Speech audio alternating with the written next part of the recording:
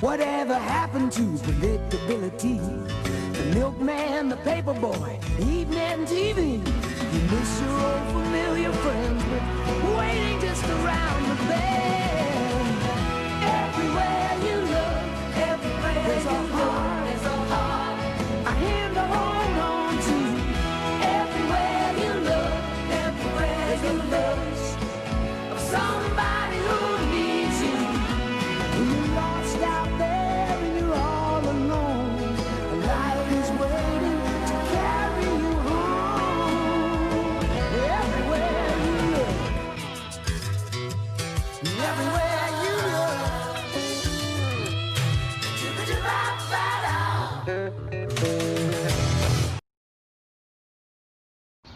Hey Train students, Christina Albrecht here with one of the final weeks of our series, Oh the Places You Go. We really hope that this series has been helpful for you. Sharing your faith journey is an amazing way to show others who Jesus is. By showing others what he has done in your own life will help those who don't know him be able to understand more about who he is. I know that we all have different journeys, but hopefully by sharing them with one another, we're able to find something that is familiar. We're able to learn from each other, and hopefully we'll be able to identify our own faith journey. Tonight we hear from our friend Linda, and as always, if you have any questions or any comments, you can reach out to us, or if you don't have our contact info, just drop a comment below and we will be in touch with you shortly. Hope you guys have a great week. We will be off next week for Father's Day, but we look forward to seeing you in person the week after that. So have a great week and we'll talk to you soon.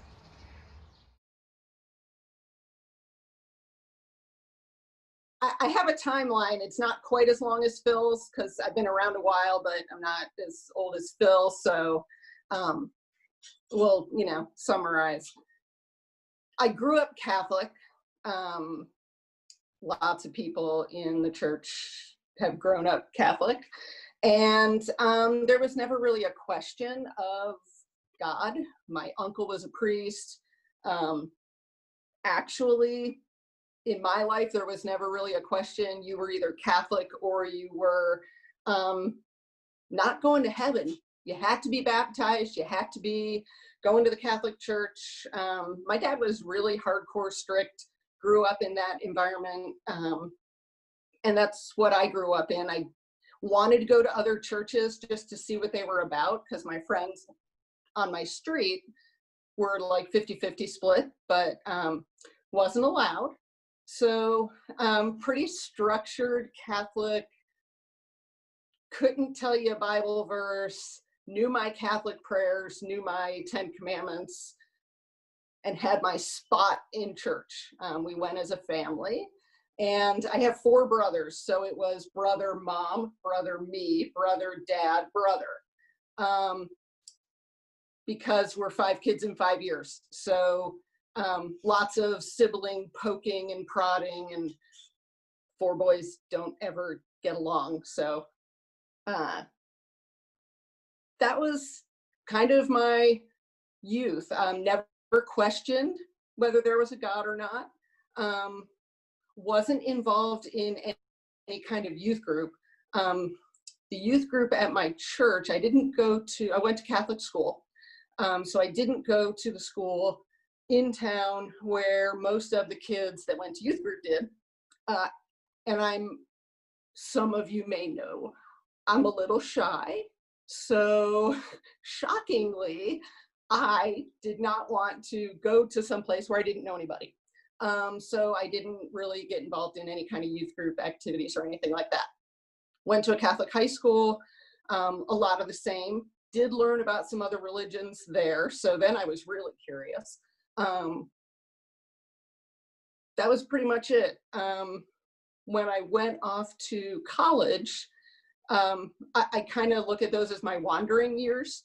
I went to all kinds of different churches with my friends, had some time where I didn't go to any churches, still considered myself a Christian, still I don't know that I formally prayed all that often, but I still held all those moral and ethical Christian values.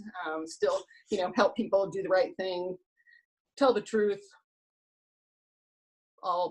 Just the same as what I grew up. Nothing changed there. It just wasn't in the formal structure of going to a church.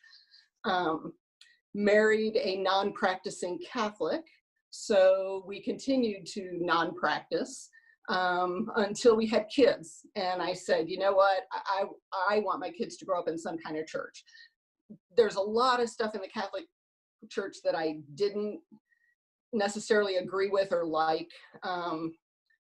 And a lot of it had to do with women in the church, and the fact that priests don't get married and stuff like that I just couldn't reconcile for myself. So joined a Presbyterian church, very small conduit Presbyterian up in Sunbury. Lot of farmers, farming community. So it was really about community. There were a few different Sunday school classes. I helped out with all of that kind of stuff. I could actually teach the little tiny 4 and 5-year-olds. That I was not too shy to do, but not anything above that. But I was very involved. My kids were very involved. And I never had I'll talk about that later. So that was, I felt very comfortable and welcomed in that church, made a lot of good connections with people that had the same, similar values to me, and felt like I belonged in that community. 2007, we moved to Columbus from Centerburg. So it might as well be a world away. We moved an hour and 15 minutes south to Arlington. And within 6-8 months of that, my kids' dad, my husband, left. He decided he no longer wanted to be with us. So he moved out. And we were new to the area, new to the schools, didn't have a church. So we kind of wandered around from church to church. I still wanted the kids to be involved in a church. I wanted to be a part of a community. It was a pretty volatile time for the kids because, they moved to a new area and then their dad walked out. So he was still involved in their lives, don't get me wrong. But every other weekend was pretty much his involvement. So on a day-to-day basis, he wasn't there. So I wanted for them to have some kind of community. Within a couple of years, I couldn't tell you the timeline, we got in touch with Trinity by way of, it's really kind of a convoluted story, by way of Hank, who is my son. His best friend's mom became our family doctor. She also happens to go to Trinity. And there was a Sunday school class on parenting. And she said, hey, why don't you come? I know you're looking for a church. Why don't you come at my physical that year? So she said, hey, come on over. I went to the Sunday school class. We went to the contemporary service. Who was Tweddle? Who was the lady that was the piano teacher, music teacher and she ran the contemporary service back then? Katie Whiting. Katie Whiting, huge influence on my daughter, who was at the school and, walked in and saw her leading this service. And we were hook, line, and sinker. Here we are. We found a home. Stand by, I got to check my notes. Oh, okay. I don't remember how long it took me to get involved, but we moved to here in 2007, probably 2009, a couple years later. Kids are in middle school. My daughter's having a whole lot of issues in middle school. And we come to like one of the activities, going from house to house, progressive dinner thing, when she was, I think, in 6th grade. 7th grade maybe. And Heather, so a few youth group leaders ago, was the last event of the year. So we come to this event and Dottie's like, okay. Brian Williams, was it Brian Williams? Was that his last name? Tweddle? Edwards. Edwards, that's it. Sorry, I gotta unmute every time. I know, that's okay. Nobody cares. So Brian Edwards comes in and he's got a great story, and he just connects for Dawn, my daughter. She's got some issues going on, has a rough time in middle school, and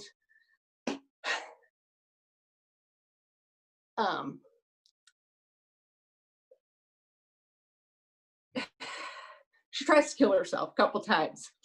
And this is where one of like my pivotal God moments comes in.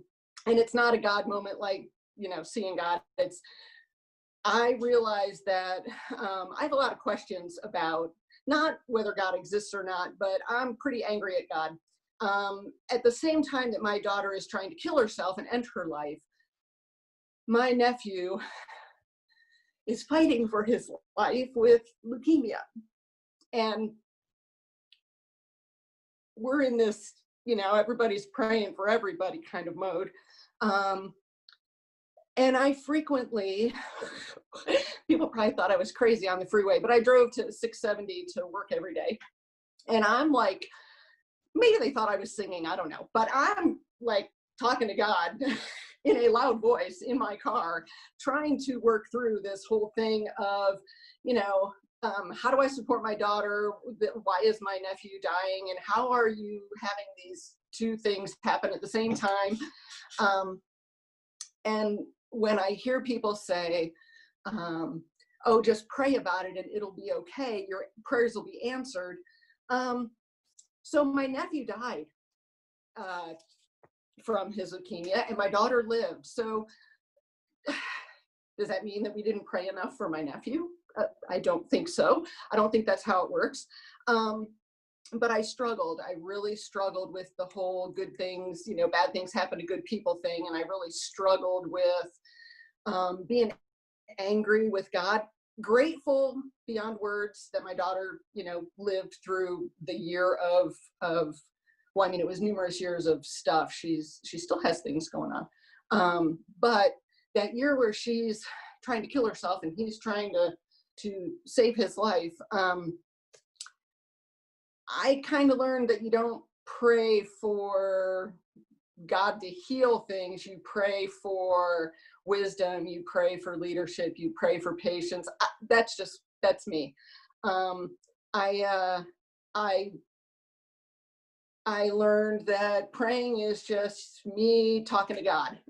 Still to this day, I go out to the woods and I do my running, and that's kind of my God time.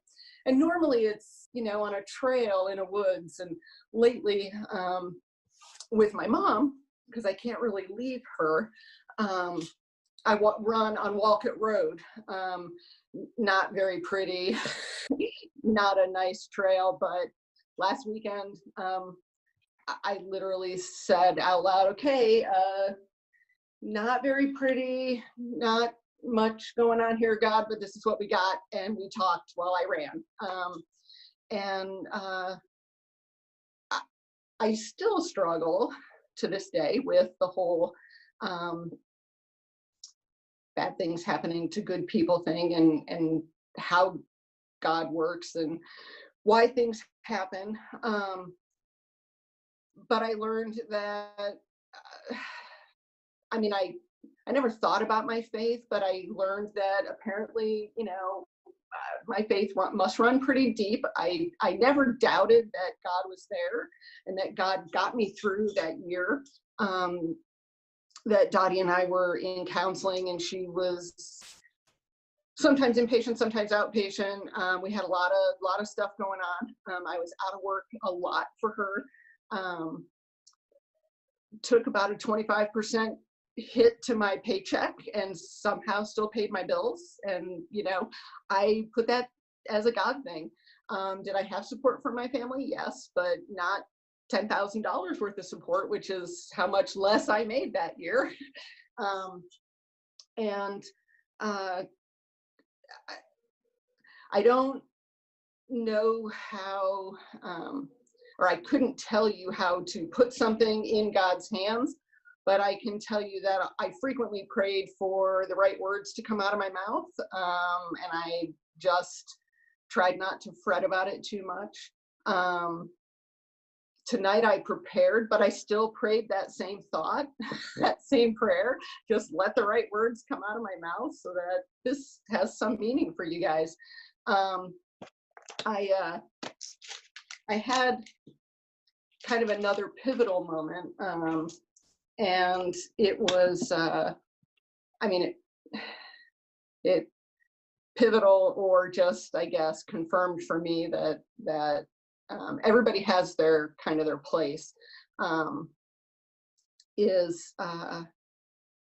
Several of you guys have said to me, I don't do the whole speaking in front of people thing. This is hard enough talking to my iPad with y'all staring at me, but I love being a part of the youth group in doing whatever I do, however I can support you guys. Part of why I do that is because of everything that Brian Edwards did for Dottie. Allowing her, with all of her issues, to still be a part of the youth group. Did I have to be there? Sure. Did she know that I had to be there? No. Did she probably figure it out? Sure. But we worked it out. But being a part of the youth group because she needed to be in the youth group just kind of confirmed for me, I like helping people, and I don't necessarily want to be in the limelight. I don't want to be the person leading things. But there's a lot of things that I like to do. And hopefully, it helps you guys. I get a lot out of mission trips. I like working on Love the 614. I like washing dishes after a spaghetti dinner. And I feel like that's like everybody has their way of contributing. And my way of contributing is to be the paste on the back of the wallpaper, not the color on the front of the wallpaper.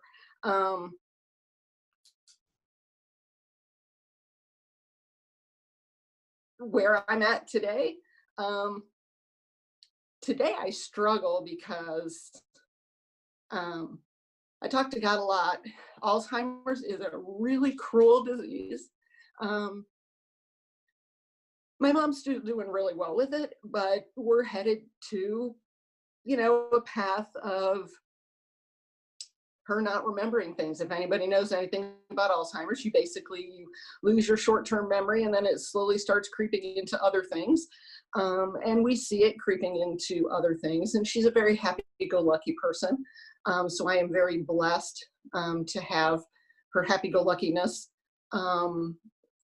She has no real understanding of where this is headed, I don't think, which is probably a good thing. But it means that I can't be as involved in things as I would like to be. And that's my connection. And so I'm trying to figure out, how my faith journey is progressing, because my world is getting smaller as her world gets smaller. So this journey, is ever changing, and it presents challenges in all kinds of different ways. I don't get to run as much as I would like to. So now I fall asleep talking to God. So thankfully, he finishes the prayers. Most likely he knows what I'm thinking. But it's a wild and crazy ride, and I wouldn't change any of it. Well, I might change a few of the details of my life, but ultimately, I think that as I go through different seasons of life, that the challenges change, the struggles change, the realizations change, and I am a firm believer that God is here walking with me. And what is that footprints thing, where it's one set of footprints and that's God carrying you? More often than not, my sand has one set of footprints and it isn't mine. So that's my story. Feel free to unmute yourselves and say stuff. I love that you hit on, I know this is something that all of us struggle with, especially the why do bad things happen to good people and why do bad things happen in general. But like you said, I think there does come a point, and I'll admit, like, even now that I know that that's not exactly how God works, I still catch myself sometimes going like, God, just heal this person. Like, and that's not, I mean, it happens, but it doesn't always happen the way that we think it does. And so I Right. catch myself sometimes still like selfishly praying that way. But I think there is a point where we kind of realize that ultimately we want things to go the way God has planned. And I say that, and I'm trying to be careful with how I say that, because I do not at all believe that God wants bad things to happen to us. No. He loves us, and you said that too. Yeah. But I'm just clarifying before I like accidentally dig myself in a hole. God does not. Well, and every year I go through this struggle. Jay's birthday is in June, so we just had his birthday, and you think about where that person would be if they were here today. But then I think about his brother is becoming a DO, not an optometrist, the osteopathy, doctor of osteopathy. His sister works in nutrition. His brother's going to be a dentist. They're all raised millions of dollars for cancer treatment for kids in University of Pennsylvania. And a lot of that may not have happened, had he not been in those circumstances. Right. It's just still really hard. And I just have such a hard time with, why is my daughter still here and he's not? So it's tough. It's, you never know the answers. Yeah, I do believe that. And, we try to think about that now with like the COVID situation, Right. and we just pray for it to be over. Yeah. And this has been a really uncomfortable and unpleasant and kind of miserable time. But I think even something like this, God is going to find, he's going to find the good in it, and he's going to make there be good in it. And, I think in some ways our community has come together in ways that we never have before because of this. We've learned to appreciate people with jobs as simple as stocking shelves at grocery stores, just little things like that we might not always learn. Right. I think God takes opportunities like this and other difficult situations and makes there be good in it. Linda says that she likes to stay in the shadows, but and she'll say it's just me. But I know there's a lot of other people that are like that too. A lot of people don't like being up front and center.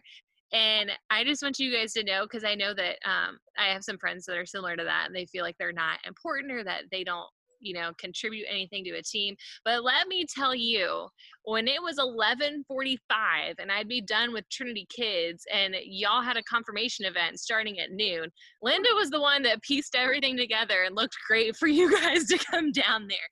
And so the people that like to stay behind the scenes are usually the ones that are helping us in front of the scenes function. So that job is probably more important than those of us that are okay with being out in front of people. So if you are a behind the scenes person, thank you. We need you. But yeah, Linda, thank you so much for sharing. I know this wasn't easy for you, but I know that I think all of us definitely learned something from your story and had some nice reminders ourselves of kind of our own lives. So